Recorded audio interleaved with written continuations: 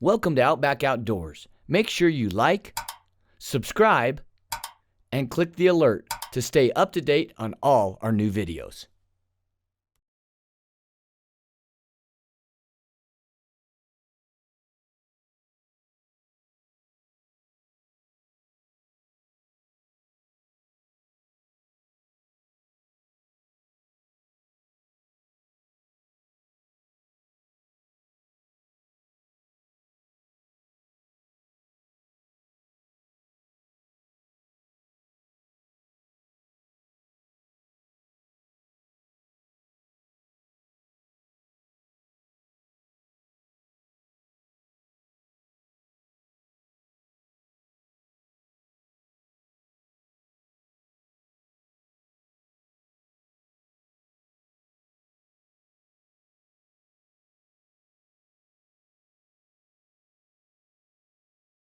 Welcome to the Inspired Wild podcast. We are here in Wyoming. It's so fun. I'm sitting here. We've got the Wamplers, Shelley and Justin. I'm here more as a support role this year. I've drawn this tag 7 years in a row, and for the first time myself and my daughter Avery did not draw a Wyoming deer. I think we've been successful here for mule deer primarily because we were able to pattern. If they leave the pivot in the morning and they go into the sage to bed, if you'll set up, get the wind right and set up where they left, usually they come back that way. Let's talk a little bit about prospects, deer, what we've got found, what we're crossing our fingers for. Set the scene what this buck looks like, because he is impressive. He is impressive. But let me back up just a little bit. So I drew both tags. All along, the plan was to put the deer tag on the back burner. It took Justin 7 years to draw that antelope tag. I wasn't going to, act like the antelope tag wasn't important. Early on, I'm like, listen, I drew both tags, but focus on the antelope. I never wanted to just, eat the tag, but if it came down to it, that was going to be the plan. So Larry, who's working the ranch, has seen this deer most of the summer. Yeah, that's what it sounds like. Yeah. Kind of living in the creek bottom near his house. Last night, yes, we went down. After you shot your antelope. After I shot my antelope, we went down to just get eyes on him. And did you pick him up right away? Right away. And he comes out of the trees like, oh, yeah, just angels singing. Just velvet everywhere. Velvet antlers coming through the willow bushes. I mean, he's the biggest buck I've ever seen on the hoof. 30 plus inches wide.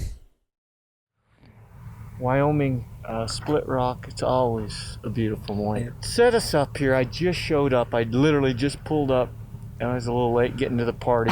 Deer season just started today.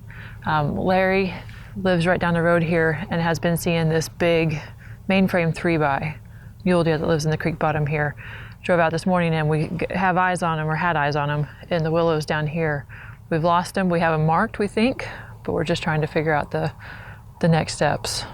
So Justin and Larry and I will go back around and get another angle. You guys sit here in case he pops out. Yeah. We can at least see if we can get some eyes from a different vantage point. We're adaptable. See what happens. Yeah. Cool. Game on. Break.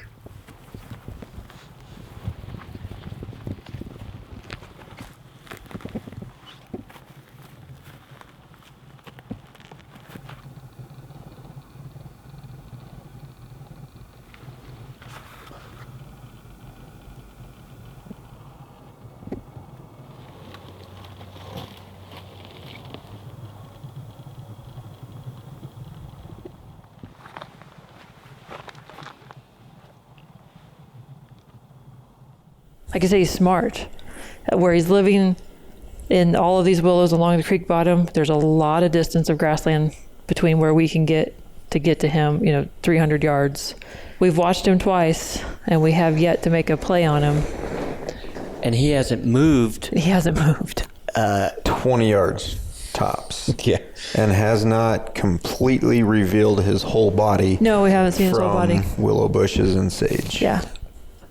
Yeah, I've kind of been playing scenarios over and over again, trying to figure out the best play, because that willow patch, is 150 yards long by 100 yards wide. So even though we saw him in the same spot twice today, who knows? I do think he's still right there, but Is it not worth us just going at him, work that edge, no. see if we can He'll see blow him? out the back, he'll blow out the left, you won't get a shot. I really don't think he will. If he goes out the back, you won't ever see him. No.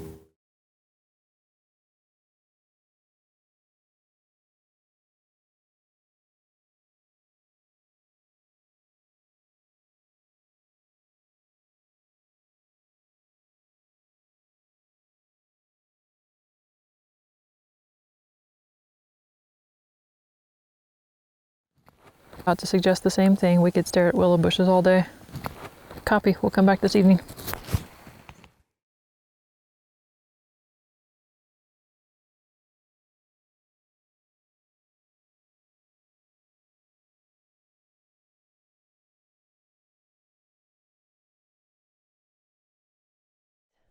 Luckily for us, same deer. We knew where he was at. We knew where we left him. Put him to bed. Yep. Mm-hmm. And so the goal was to go right back there, glass again. And we got out there, lots of eyes on the same spots. We glassed for a while. By the time we saw him, I even said, we've got 30 minutes to make a play. That's not enough time. Right. Yeah, and he There's stood no up. way. There we are in the exact same position we were that morning.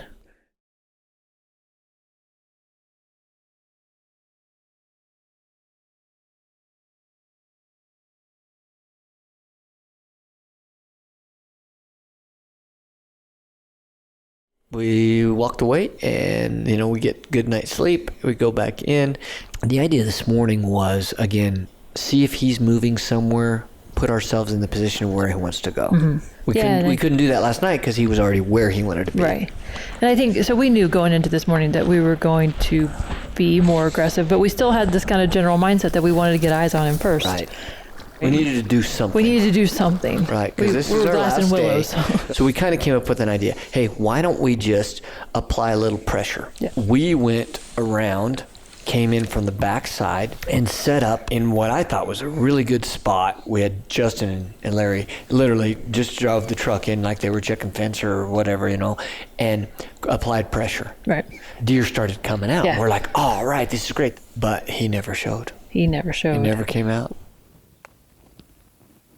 We got a head count of the does. Mm-hmm. And no buck. No buck. Well, we got a head count on all of the does. It was worth a shot. I mean, if we were going to be aggressive on last day, I wish we knew now and we were here for 3 more days, because now we know where they come out. Now we know where the pinch points are.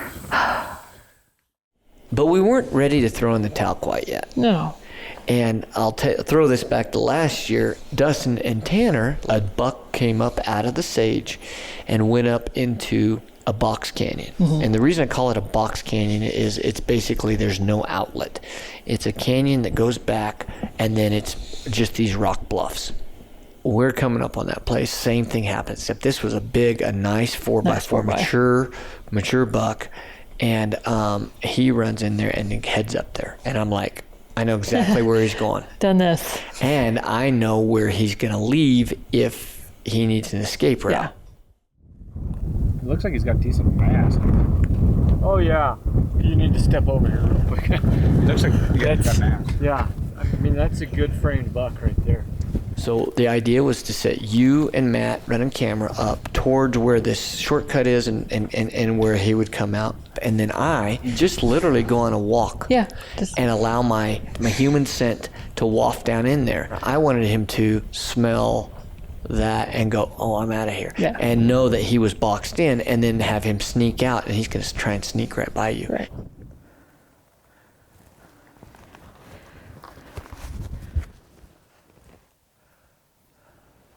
This is just to give me the best bet to draw.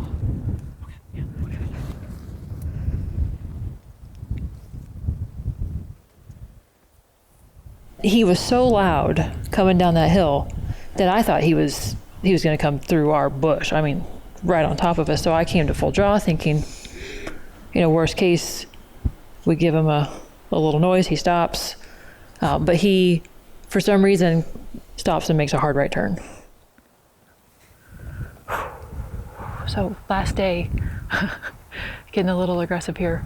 We saw some deer spook out of the bottom, run up this draw, and we actually had eyes on where he last went in behind the bushes. So we set up on the pinch point where we know that he was going to come out of here, gave him a little pressure on the backside. Unfortunately, he came on the opposite side of the bush from me. I think he got really close. We could hear him, but as soon as he got to us, he turned hard right and took off.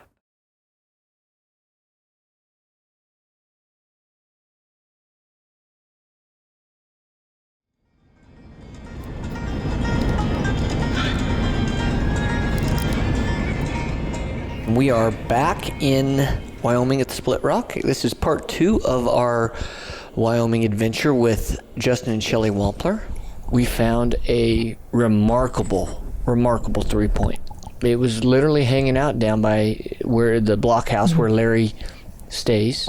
And Larry had watched him, I guess, most of the summer, isn't that right? Sounds that way, yeah. But that buck disappeared. He completely disappeared. We didn't even see him that last day. It was 2 weeks. They didn't get even a glimpse of him. I forgot how dadgum fun it is to rifle hunt. I was kind of in the same boat. It'd been a long time since I had rifle hunted. As a bow hunter, you think that the whole time you're hunting archery season, you're like, oh, if I had a rifle. Oh, I'd be done already if I had a rifle. Right. You go back during rifle season and you're like, what's going on? Like, and Q told us as soon as he called, and he's like, you've got to get out here. He goes, you don't have a choice. You're coming back. I just come through the driveway a while ago, and there's some in the corral, literally in the corral. Right now, just 3 does. So last night when he come out, Larry said he'd come out actually in the sage on the opposite side. All last week, he was literally 12 o'clock right here. This little guy is pretty smart. Oh, there's no doubt about it. I mean, and What do you think he is? 6.5? I do. I mean, he's an old deer. Big old Roman nose, laid back. Big old pot belly on there. We watched him that whole time from the 2-track. Mm-hmm. There were half a dozen of us. It's not like he didn't know we were there, but he knew He just knows. just not to step out of the willows. Absolutely. I'm just gonna stay right here, and I don't care if you guys. You can't get that close to this deer. So he finally reappeared a few days before we were set to go up there. Larry actually spotted him. He was starting to move back and forth between the house and the willows again. Like he did in late August, early September. Yep. You know, he's in there. That's got to feel good going to bed that night knowing he's in there.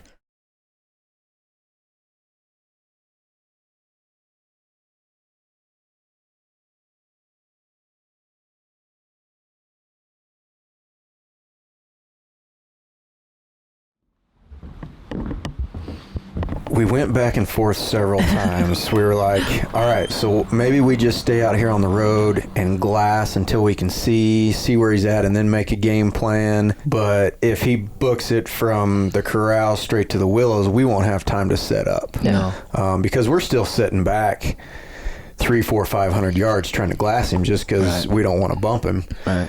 And we're going back and forth, and I think I threw it out there. I'm like, Larry lives here.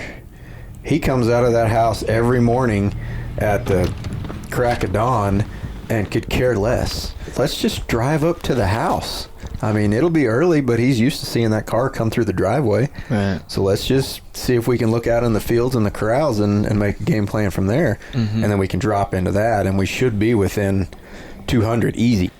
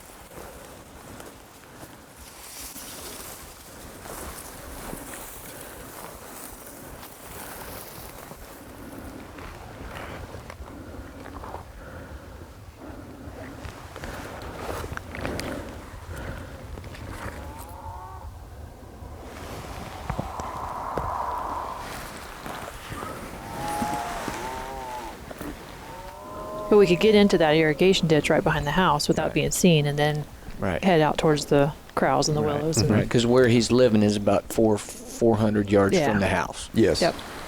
And that's what we did. I mean, it worked out great. Dropped it in there, come around the side. We're looking at the corrals, looking at the willows. Nothing.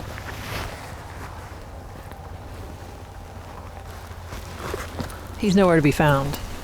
You know, short of just kind of hanging out and glassing, there wasn't really a plan B, so to speak. But we went ahead and worked our way through the corrals and back around to the truck, kind of. Oh, We actually walked back to the driveway, through Yeah. the corrals, got in the driveway. Q's like, I don't know where he could be. I don't know where he disappeared to. I don't know if it was Q or think I spotted Garrett him. or you spotted Yeah. him. So big tree, little tree just to the left. Is that him? Is that a rock? That's him. That's his one. We got him. And they actually went to the west. Back down the creek. Him and 15, 20 Yeah, there's does a bunch of deer down had there. worked their way back behind the house and probably 300 yards to the west. He's standing right beside the bush. Let's hit this irrigation ditch and work down this irrigation ditch a little bit.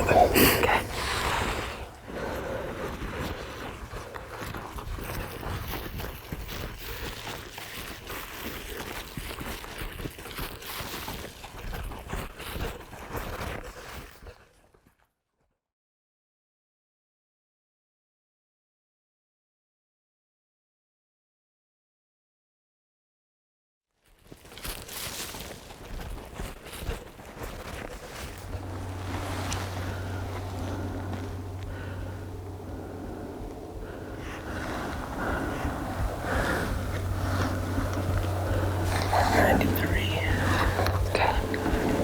Facing away from us. He's facing that way. Oh, he's okay. There's two deer. I didn't see that.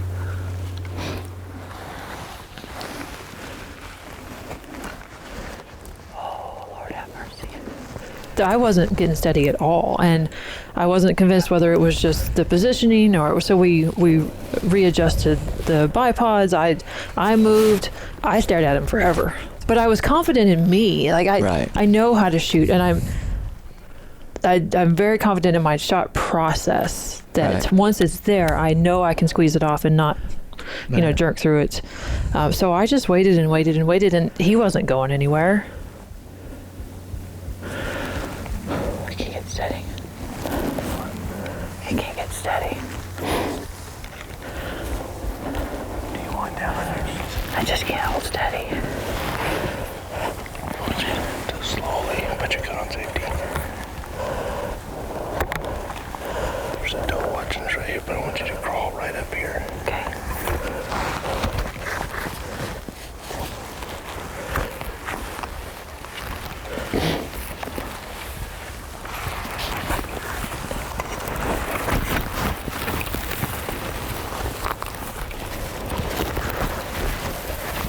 And I bet I started squeezing through the trigger a handful of times. Yeah. And then he'd move or I'd feel shaky.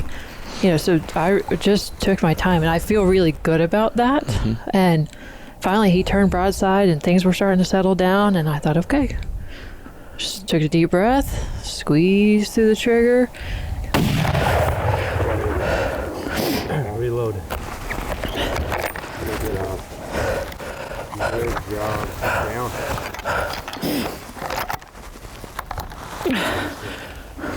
Beautiful shot. Great shot.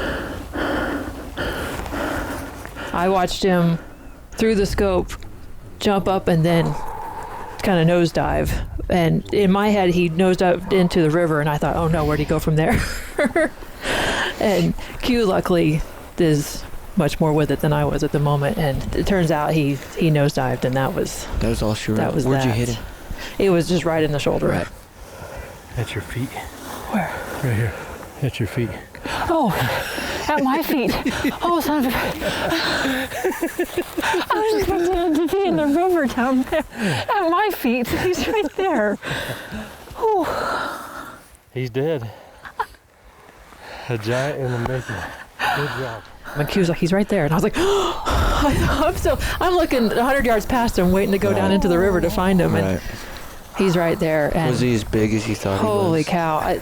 Yeah, he still is impressive. But I don't think I even processed that. I think I just recognized it was him and it was go time. So it wasn't until I walked up on him that I was like, oh, holy cow, this is a big deer. I was amazed.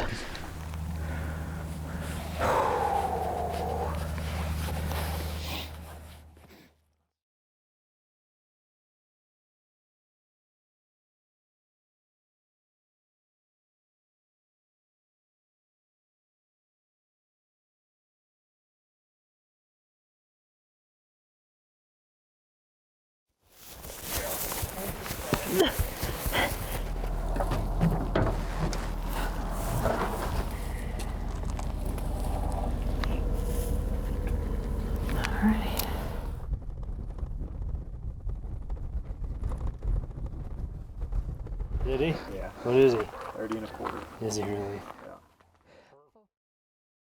Thanks for watching Outback Outdoors. We encourage you to comment below, and as always, like, subscribe, and click the alert to stay up to date on all our new videos.